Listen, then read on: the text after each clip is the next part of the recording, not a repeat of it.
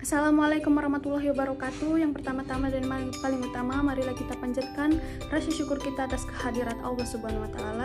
Karena berkat karunia-Nya lah kita dapat diberikan nikmat iman, nikmat umur, dan nikmat kesehatan. Tak lupa juga salawat berangkaikan salam kita hadiahkan kepada Nabi junjungan kita, Nabi Muhammad SAW, dengan lafaz Allahumma sholli ala Sayyidina Muhammad wa ala ali Sayyidina Muhammad.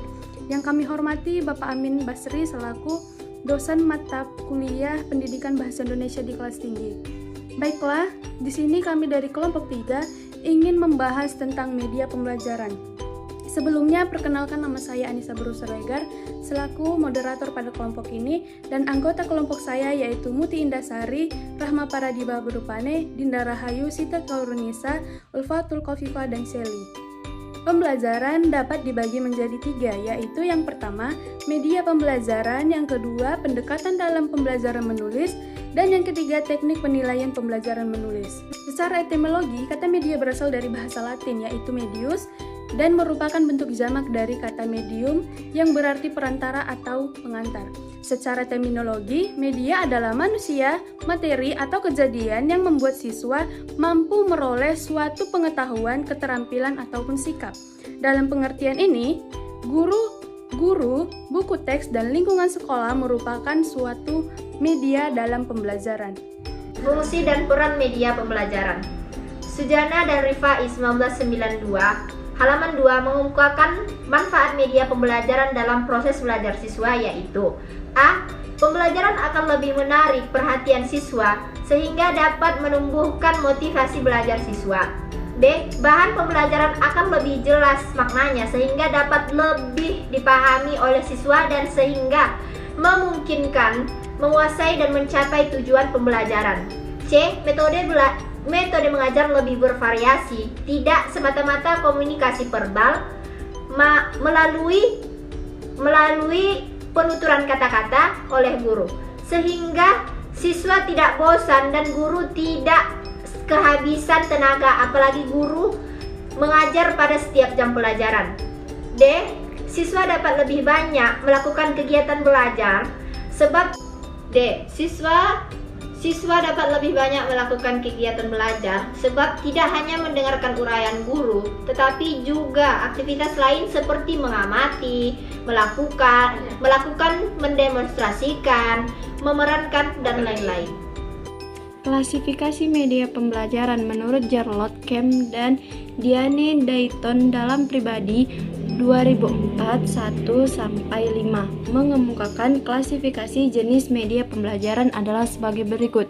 Yang pertama ada media cetak, yang kedua ada media yang dipamerkan, yang ketiga ada overhead transformation, yang keempat rekaman suara, yang kelima ada slide suara dan film strip, dan yang keenam ada presentasi multi gambar, yang ketujuh video film, yang kedelapan pembelajaran berbasis komputer. Pendekatan dalam pembelajaran menulis. Pendekatan yang disarankan dalam proses pembelajaran menulis yaitu yang pertama pendekatan komunikatif, yang kedua pendekatan integratif, yang ketiga pendekatan keterampilan proses menulis, yang keempat pendekatan tematis.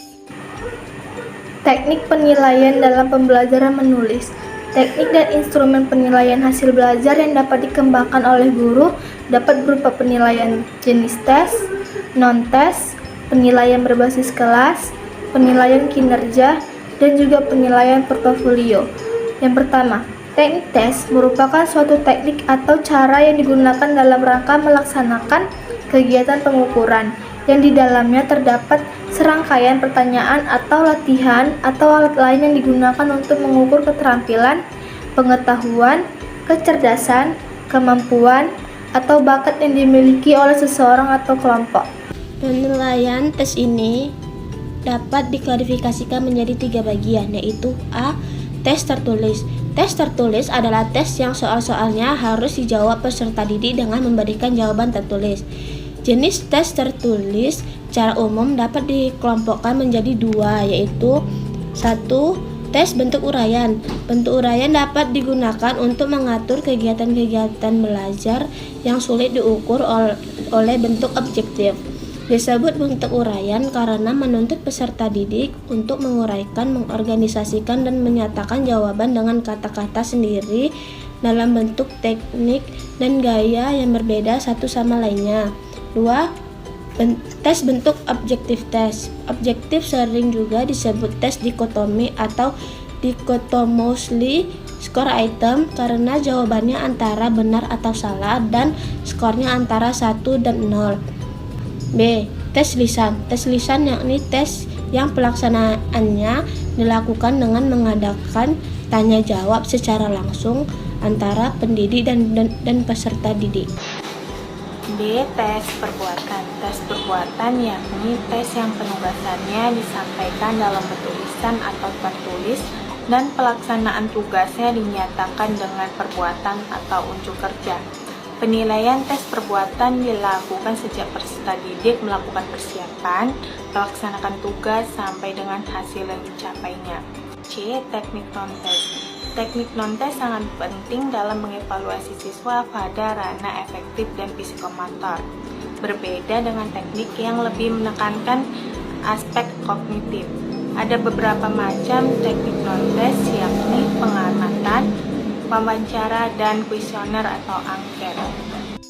Baiklah, di sini saya akan membacakan kesimpulan dari kelompok kami, yaitu secara etimologi kata media berasal dari bahasa Latin yaitu medius dan merupakan bentuk jamak dari kata mediun yang berarti perantaraan atau pengantar. Sedangkan dalam bahasa Arab, media diartikan wasala yang artinya perantara atau pengantar pesan dari pengirim kepada penerima pesan.